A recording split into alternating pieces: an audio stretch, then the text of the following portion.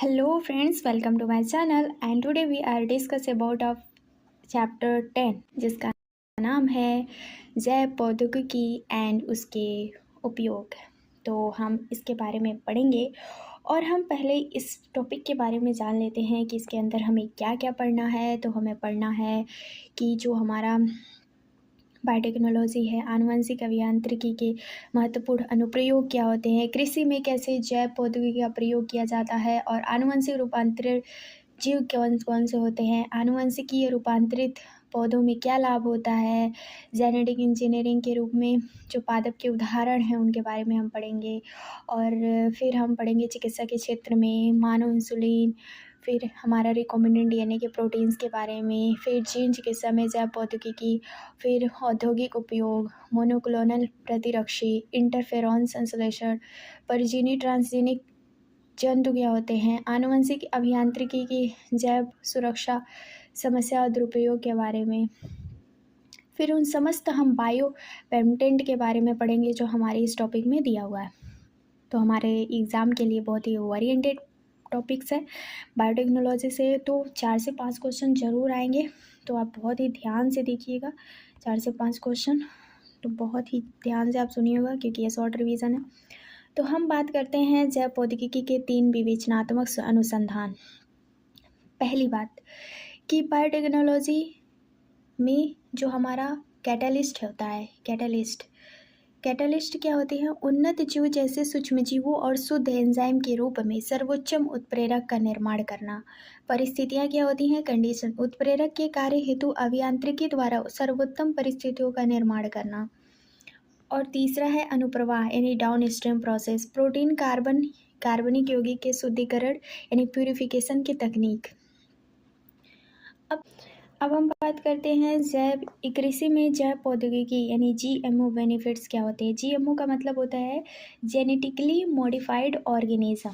Genetically modified organism क्यों इसको कहा गया है, क्योंकि एक ऐसा कोई भी जीव जो पादप, कवक, जंतु, जीवाणु जिसके जीनों में वांछित फेरबदल किया जाता है, ठीक है, वांछित फेरबदल किया जाता है, उसे आनुवंशिक रूपांतरित जीव यानी जेनेटिकल मॉडिफिकेशन ऑर्गेनिजम्स कहते हैं। और इस प्रकार के आनुवंशिक अभियांत्रिकी जीव को प्राय उसके आनुवंशिक ढांचों में किसी बाह्य यानी एलियन जीन को समष्टि करके बनाया जाता है और इस प्रकार के जीवों में ट्रांसजेनिक ऑर्गेनिजम्स कहते हैं।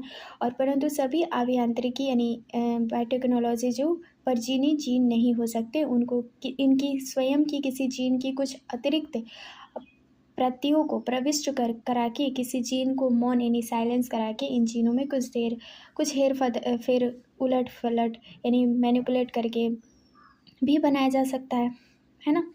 और फिर उसको मैनिपुलेट करके बना सकते हैं। अगर हम बोलचाल की भाषा में कहें तो ये हमारा आनुवंशिक रूपांतरण जीव ही होता है। अगर हम इसमें बात करें तो हमारा जो पहला आता है वो है अजैव प्रतिबल यानी ठंडा, सूखा, लवण, ताप के प्रति अधिक सहिष्णुता यानी टॉलरेंट। कीटनाशक, रासायनिक पीड़कनाशकों पर निर्भरता कम, उदाहरण के लिए बीटी कॉटन। कटाई पश्चात नुकसान को कम करना। खनिज उपयोग, पौधों द्वारा खनिज उपयोग क्षमता में वृद्धि मृदा की उर्वरता को बनाए रखती है। पोषण क्या करता है, खाद्य पदार्थों के पोषण में वृद्धि करता है। तो हमारा ये जो आनुवंशिक यानी कि जीएमओ का एडवांटेज क्या होता है, पहला होता है हमारा, अगर हमारे एग्जाम में आ गया कि जीएमओ के हमारे आनुवंशिक रूपांतरित जीव के विषय में लिखो, तो इसमें अगर आप उसके बारे में कुछ लाभ लिखोगे, एडवांटेज लिखोगे, तो पहला आप लिखना उच्च पोषक मान यानी हाई न्यूट्रिएंट्स वैल्यू, ठीक है। फिर उसके बाद गुणवत्ता में सुधार, नेक्स्ट टॉपिक लिखना। फिर रोग प्रतिरोधकता, टर्मिनेटर जीन, लवण और सूखा सहिष्णुता, जैव औद्योगिकी का औषधियों का उत्पादन, कीट प्रतिरोधकता, जैसे यहाँ पे कीट प्रतिरोधकता है, इन सभी के बारे में आप लिखोगे तो ये हमारा एडवांटेज हो गया। नेक्स्ट हमारा पॉइंट है, अगर हम देखें गोल्डन राइस के बारे में बताया है कि विटामिन ए समृद्ध धान होता है। अब बीटी कॉटन के बारे में बात करते हैं। तो बीटी कॉटन ये है, पहले हमारा जो एग्जांपल ऑफ जेनेटिक मॉडिफिकेशन एक प्लांट है, जैसे हमने अभी पढ़ा कि इसके अंदर बीटी कॉटन भी आता है। तो इसकी कार्यविधि क्या होती है, पहले हम बात करते हैं कि ये फसलें क्या होती हैं। तो बीटी जैव प्रौद्योगिकी के लाभों की इस सूची में सिर्फ एक लाभ पीड़क रोधी फसलों का यहाँ पर वर्णन किया जा रहा है, जैसे कि जीवाणु बैसिलस थ्यूरिएंजिएसिस द्वारा बीटी टॉक्सिन का निर्माण किया जाता है। ठीक है, यानी कि एक जीवाणु है बैसिलस थ्यूरिएंजिएसिस, जैसे कि बीटी टॉक्सिन का निर्माण किया जाता है, और इसी जीवाणु के वंश में जो जाति के प्रथम अक्षर में बीटी नाम बताया गया है, और उसके बाद जीवाणु में इस जीन की पहचान कर इन्हें डीएनए तकनीक की सहायता से फसलों के जीनों में प्रविष्ट कराया गया है। यानी कि अगर हम देखें तो ये फसलों के जीन में प्रविष्ट कराया गया है, और अर्थात इसका जो जैव पीड़क यानी बायो पेस्टिसाइड्स के रूप में प्रयोग हो रहा है। किसका? बीटी कॉटन का। और जो बीटी कॉटन में बैसिलस थ्यूरिएंजिएसिस है, वो जीवाणु की कुछ प्रजातियों द्वारा प्रोटीन विषाक्तता होती है, जिसे हम प्रोटॉक्सिन कहते हैं, और जो विशेष वर्ग के कीटों में लेपिडोप्टेरॉन जो होता है, जैसे कि अगर हम किसी एक जीवाणु है जिसका नाम है लेपिडोप्टेरॉन कीट है, आर्मीवर्म तंबाकू और बडवर्म तंबाकू, लिप्टेरॉन कीटे गुबरैले, डिप्टेरॉन कीट मच्छर मक्खी मारने में सहायक होती है। किसका? बीटी कॉटन का। तो हम इसमें देख लेते हैं, यहाँ पे दिया है, यह विष जीवाणु को नहीं मारता क्योंकि उसमें निष्क्रिय अवस्था में होता है। अगर हम बीटी कॉटन यानी बीटी टॉक्सिन की बात करें, जब इनएक्टिव टॉक्सिन होगा तो कीट द्वारा खाना कीट की आंत में यानी गट में क्षारीय पीएच, अल्कलाइन पीएच सोलुबलाइजेशन होगा, फिर उसके बाद एक्टिव हो जाएगा सक्रिय विष। आंत की कोशिका में छेद यानी पोर्स, सूजन, कीट की मृत्यु हो जाती है। ठीक है, तो ये था उसका प्रोसेस। और अभी हम नेक्स्ट पॉइंट में देखेंगे क्राई जीन्स क्या होती हैं? वह जीन जो विष को कूटबद्ध यानी इनकोडेड करता है, उसको क्राई कहते हैं। बीटी कोष यानी कि बीटी विष कीट समूह इंसेक्ट ग्रुप स्पेसिफिक होते हैं। जैसे कि अगर हम यहाँ पे बात करें, कुछ पॉइंट्स दिए हुए हैं। अगर हम क्राई IAB की बात करें, बहुत इंपॉर्टेंट है ये। हमारा जो जीन द्वारा निर्मित विषाक्त प्रोटीन होता है, वो मक्का छेदक यानी कि मक्का छेदक को नियंत्रित करता है। और क्राई AIC होता है, वो क्राई आईसी और क्राई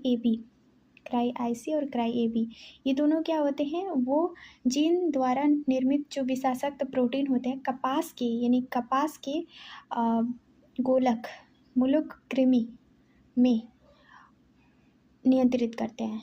ओके, नेक्स्ट हमारा पॉइंट है पीड़क प्रतिरोध पौधक यानी RNA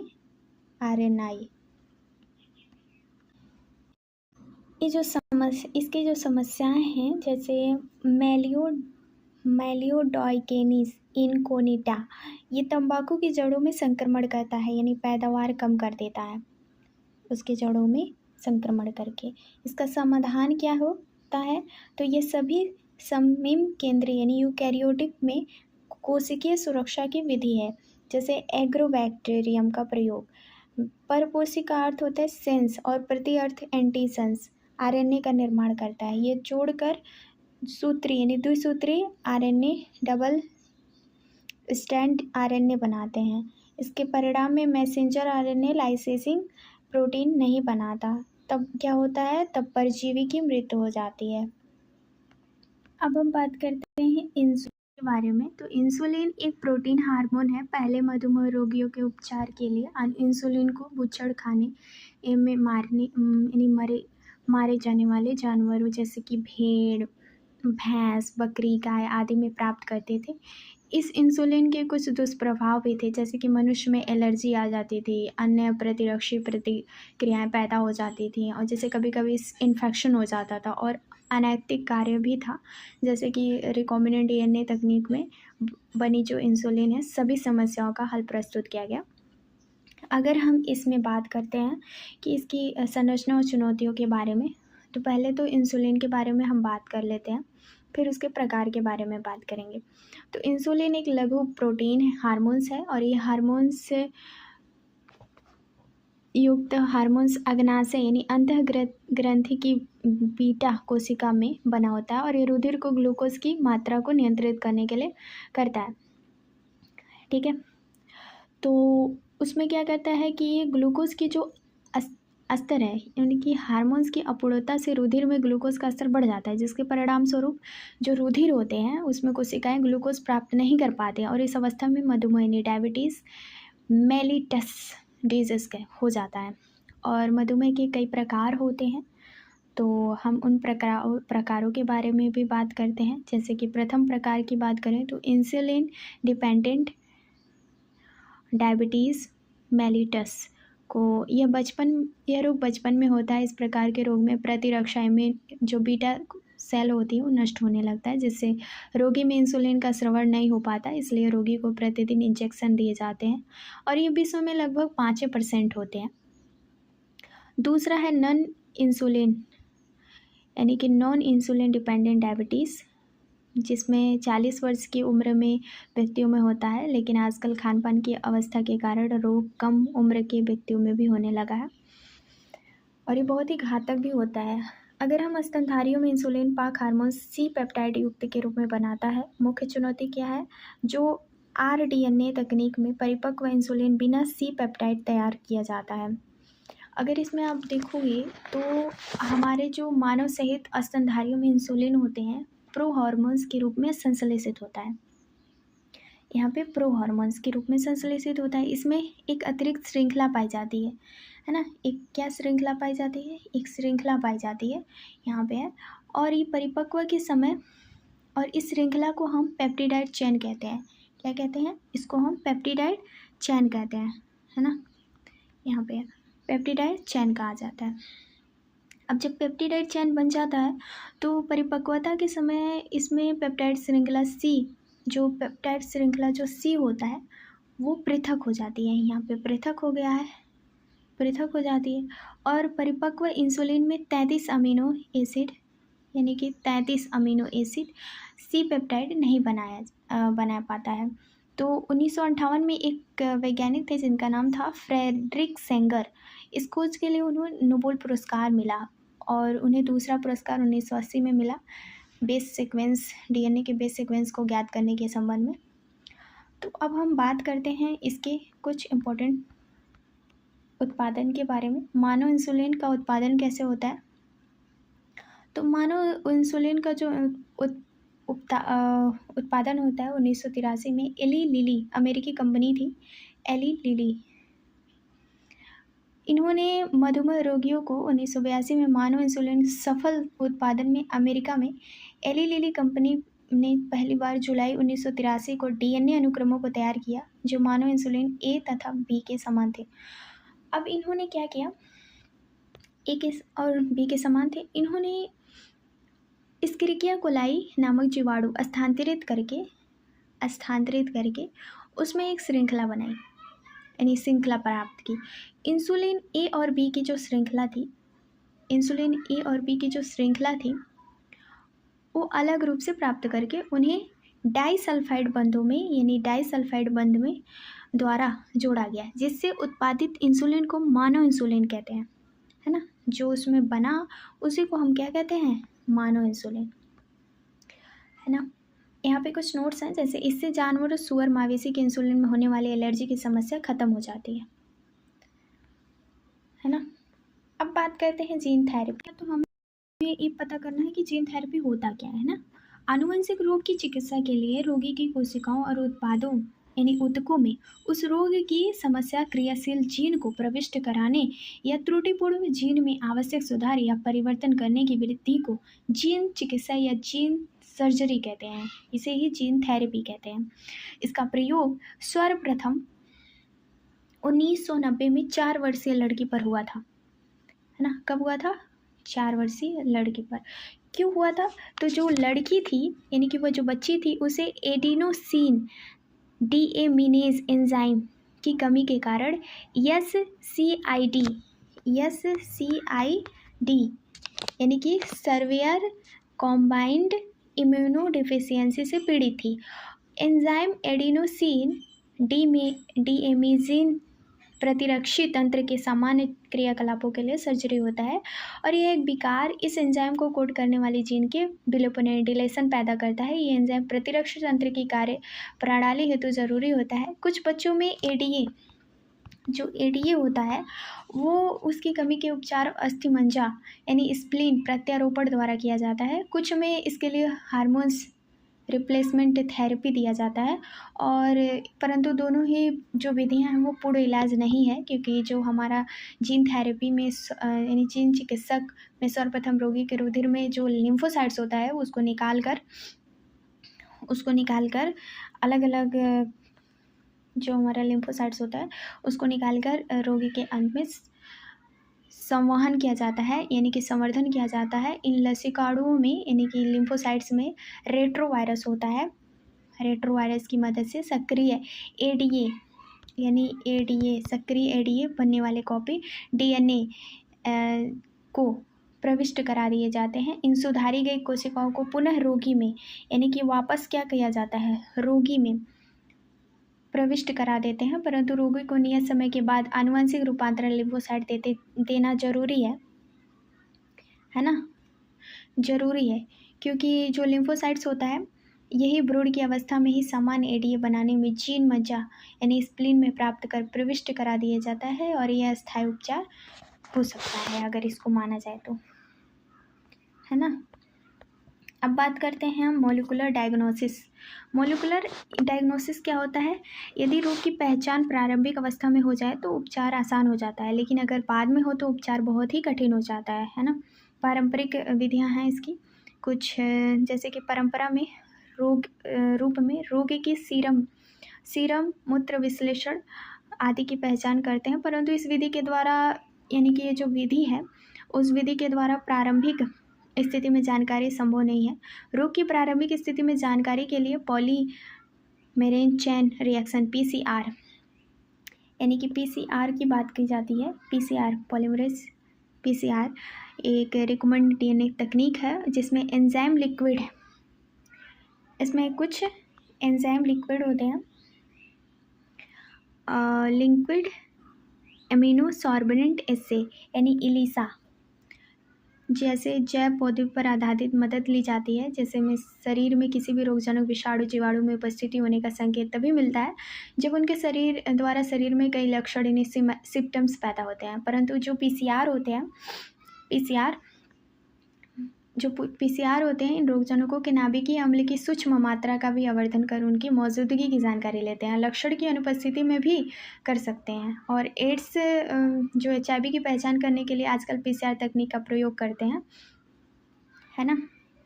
जब हम पीसीआर तकनीक का प्रयोग करते हैं तो उसमें हमें पता चलता है कि सॉर्स यानी कि सॉर्स का फुल फॉर्म होता है saviour acute respiratory syndrome, swords SARS sorts, ये एग्ज़ाम में आ सकता है।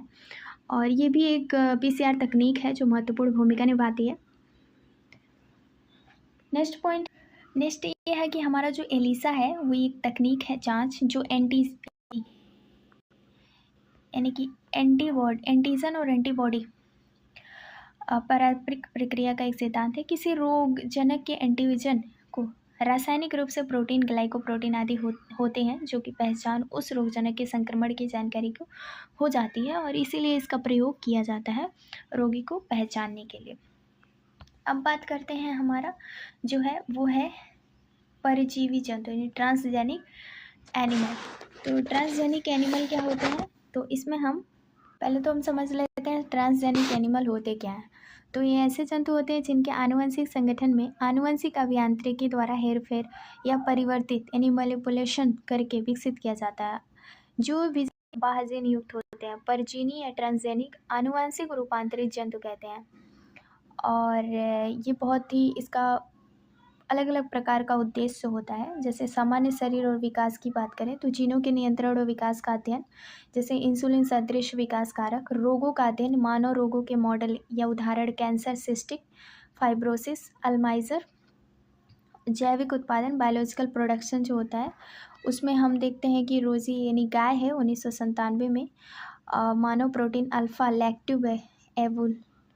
लैक्ट एल्बुमिन युक्त दूध यानी 4 ग्राम महत्व शिशुओं के लिए अधिक इन संतुलित होता है। इनफाइसीमा इसका उपचार एक एंटीट्रैप्सिन प्रोटीन के कारण होता है। अगर आप इसमें देखोगे ट्रांसजेनिक, तो ये अलग अलग प्रकार में हम ट्रांसजेनिक कर सकते हैं। आप एग्ज़ाम में इस तरीके से भी लिख सकते हो कि जो हमारा ट्रांसजेनिक है वो जंतुओं के विकास करने का एक कुछ उद्देश्य है, जैसे कि अधिक अंडे देने की क्षमता, जंतुओं द्वारा दूध मांस ऊन का उत्पादन करना, अच्छे किस्म की प्रोटीन, जीन थेरेपी में प्रयोग करने के लिए, छोटे जनन चक्र वाले जंतुओं का विकास, जल्दी ही चूजे तैयार करना, क्लोन का उत्पादन करना, टीके। और कुछ इसके मेथड्स भी हैं। मेथड्स ये हैं कि अगर हम किसी परजीवी ट्रांसजेनिक की प्रक्रिया वांछित जीनों को जंतु कोशिका और जंतु की भ्रूण कोशिका में युग्मनज केंद्र में प्रवेश कराया जाता है, तो जो डीएनए के संवर्धन कल्चर यूकैरियोटिक कोशिकाओं में स्थापित करने की विधि है, ट्रांसफेक्शन या विजातीय वाली कोशिका ट्रांसइफेक्टेड कहते हैं। अगर आप देखोगे ना तो इसमें कुछ प्रोसेस हैं, जैसे कि यहाँ पे है परजीवी जंतु नैतिकता, टीका सुरक्षा यानी वैक्सीनेशन दिया जाता है, वैक्सीन सेफ्टी। मनुष्यों का पर प्रयोग से पहले इसे पोलियो टीका चूहों पर दिया जाता है, ताकि पता चले कि पोलियो जो चूहा है, अगर चूहा मर गया तो समझ लो मनुष्य भी मर जाएगा अगर उस पर ये प्रयोग किया जाए तो हमें यही देखना होता है, क्योंकि जो रासायनिक सुरक्षा क्या होता है, केमिकल, इसे टॉक्सिसिटी परीक्षण, परजीवी जंतु अधिक संवेदनशील बनाए जाते हैं, जल्दी इसके परिणाम भी मिलते हैं। नेक्स्ट हमारा होता है GEAC आनुवंशिक अभियांत्रिकी संतुति समिति। इसका कार्य क्या होता है, अगर इसकी बात करें तो ये क्या है, इसका फुल फॉर्म है जेनेटिक इंजीनियरिंग अप्रूवल कमेटी। ये भारत सरकार के द्वारा एक मुद्दे की निगरानी के लिए समिति बनाई गई थी और एक जेनेटिक की कमेटी है, और इस समिति में GM शोध होता है, अनुसंधान वैधता वैलिडिटी की जांच होती है, और जो GM रिसर्च होता है उसमें हम जीवों के इंट्रोडक्शन की सुरक्षा देते हैं। नेक्स्ट है बायोपायरेसी। बायोपायरेसी क्या है, ये भी अगर हम देखें तो भारत अपनी प्राकृतिक औषधि और जैविक पीड़कनाशी विविधतापूर्वक कृषि खाद्य पदार्थों के उत्पादन, अनुप्रयोगों और परंपरागत ज्ञान के लिए विश्व में प्रसिद्ध है, जबकि अधिकांश आर्थिक रूप से मजबूत औद्योगिक राष्ट्र जैव विविधता और जैविक संसाधनों विवेकपूर्ण और उपभोग के ज्ञान से वंचित है।